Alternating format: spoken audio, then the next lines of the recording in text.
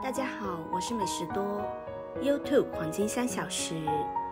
如果是我的铁粉，请给我一个 like。第一次看我的视频，请您静悄悄地给我一个 like。对于长寿的标准，每个人都有自己的想法，比如活到80岁、90岁或者100岁。那到底多少岁才算长寿呢？根据此相关数据显示，全球2010年到2015年的平均预期寿命为 71.5 岁，女性相对男性要高一些，女性为 72.7 岁，男性为 68.3 岁，其中日本以 83.7 岁稳住第一宝座，中国排在中位第53位，平均寿命为 76.1 岁。所以如果达到了这个标准，那你相对来说就属于长寿群体，不一定就要活到100岁才算长寿。家住天津的张爷爷今年已经117岁了，长寿老人的名号可谓是传遍了十里八乡。虽然张爷爷已经年纪很大了，但是整个人的身子骨却很硬朗，走起路来也根本不需要别人扶。张爷爷的精神状态特别的好，整个人很显年轻，跟村里60来岁的老人差不多。张爷爷不像其他老人一样每天躺在床上，张爷爷报名了许多的社团，比如说太极拳社团，就是张爷爷最爱参加的一个社团。每天清晨，张爷爷都会到村里小广场去打太极，和其他老人一块，起得比大多数年轻人都要早。张爷爷也爱下象棋，打完太极之后总是喜欢和朋友们来2盘象棋。孩子们也只想领着张爷爷去检查一下身体，但张爷爷也觉得自己身体非常健康，没什么毛病，不想去浪费钱，但孩子们还是执意要张爷爷去检查一下。于是就在前不久去医院做了个全身大检查，检查结果出来之后，医生告诉张爷爷他的身体特别健康，不管是血脂还是血糖都不高，尤其是血管的状态很好，跟大多数60来岁的老人差不多。听医生这么一讲，张爷爷整个人都高兴坏了，回家之后就把这个好消息告诉了自己周围的人。很多人也是感觉不可思议，毕竟张爷爷年纪这么大了，有些人就来询问张爷爷到底有什么长寿秘诀才能这么健康又这么长寿。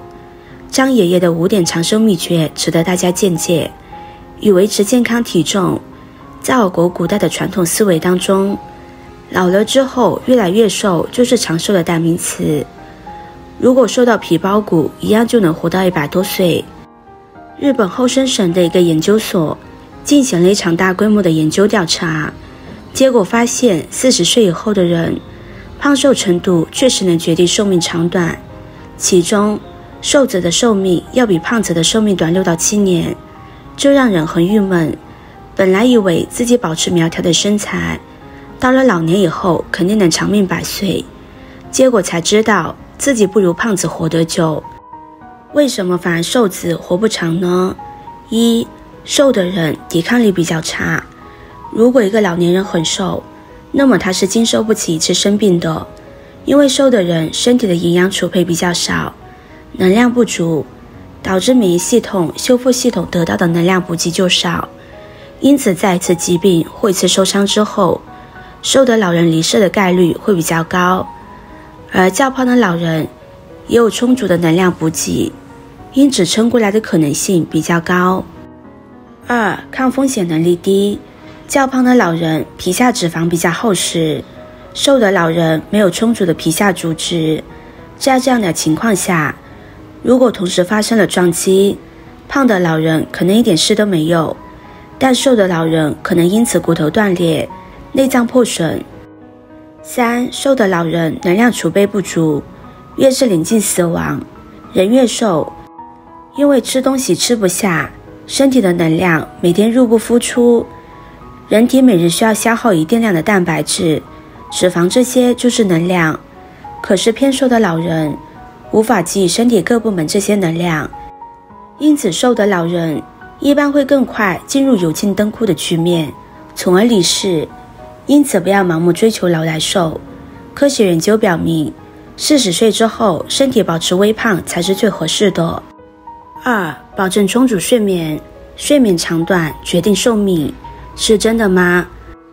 根据欧洲心脏病学会2020年公布关于2个睡眠的研究报告，显示最健康的睡眠时间有了参考依据：晚上不得超过8小时，白天午睡不得超1小时，睡的时间太短或太长对健康不利。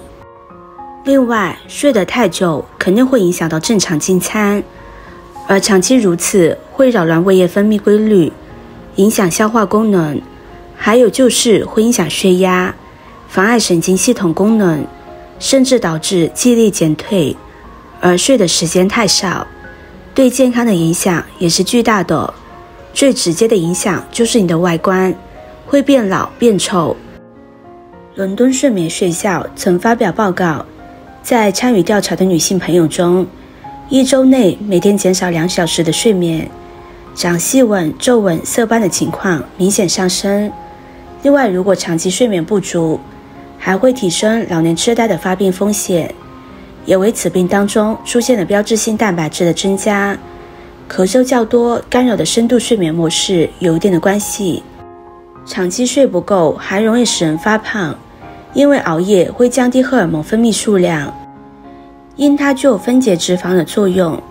要是此时再吃一些宵夜，那想不胖多难。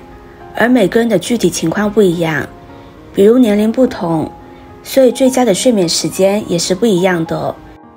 美国国家睡眠基金会对本年龄所需要睡眠时间给出了详细建议，具体如下：60岁以上老年人 5.5 到7小时每天，30到60岁成年人7小时左右每天，13到29岁青年人8小时左右，4到12岁儿童10到12小时每天，1到3岁幼儿每晚12小时，白天2到3小时，1岁以下婴儿每天16小时。大家可以根据自己的年龄情况选择适合自己的睡眠时间。3. 健康饮食。生活中很多老人有吃得多就会身体好的想法，但其实饭量太大也可能会带来一些健康问题，比如吃得多就会摄入更多的油脂、盐分、热量，身材容易发胖。而肥胖是多种疾病的诱发因素。其实随着年龄的增长，人体的机能会逐渐有所衰退，并不适合长期保持，因为长期保持可能会加剧细胞老化，甚至给肠胃黏膜带来损伤，增加癌变风险。4. 心态好。人与人之间没有大的区别，而最大的区别就是心态。一个人成功与否取决于他的心态，一个人能否长寿，心态也是关键。虽然没有明确的实验证明，一个人如果处于一种舒心的状态，能够更加长寿，但是经常处于郁郁寡欢的状态下，心理影响生理，容易出现各种疾病。经常心情压抑的人是癌症的高发人群。因此说，一个人的好心态会影响到其寿命保持。乐观积极的心态能够让你延年益寿。5. 积极治疗相关疾病。一定要相信医学和科学的技术，生病以后要及时就医，不要拖延，更不要盲目轻信偏方或者保健品，否则容易导致更严重的疾病。